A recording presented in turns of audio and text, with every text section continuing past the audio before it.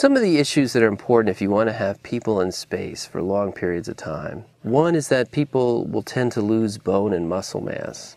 We know this if you have put a cast on your leg and you take the cast off after a few weeks, you'll see that your muscles have shrunk in size. And if you measured the bone strength, you'd also see that that might have gone down a little bit too. And so it's very interesting that our body has that ability to adapt to the loads that are put on it, so that bones and muscles aren't static, they're always changing. Well, we think of bone as being a solid thing that doesn't change very much. It changes too. And it turns out that in weightlessness, you lose bone. And then you also will cause the muscles that work against gravity, what are called the postural muscles, they'll start to shrink and lose strength. There are other things in the cardiovascular system, the heart and blood vessels. And if you think about it, standing up in gravity means you have to work against gravity in order to keep blood pumping to your head. So if you couldn't keep blood pumping to the head, you'd pass out every time you stood up.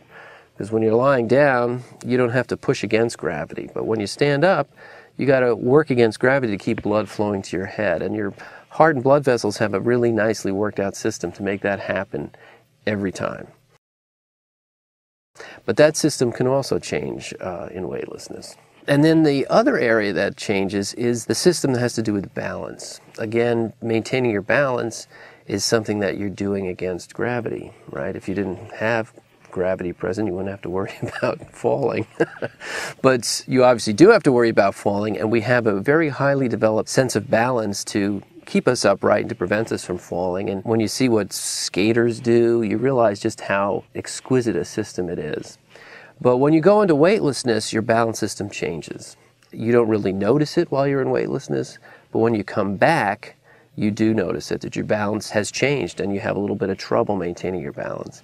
And what it shows is that while you're in space, your brain is trying to allow you to function in weightlessness, and so it readapts you to being weightless, which you don't notice until you come back and find out that you're now back on Earth with a balance system that's been adapted to space.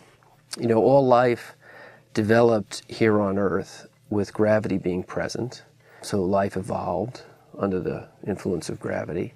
And then we grow up with gravity being present, so we learn how to walk and catch a ball and ice skate or whatever, all with gravity being present. Now what if you were to grow up without gravity?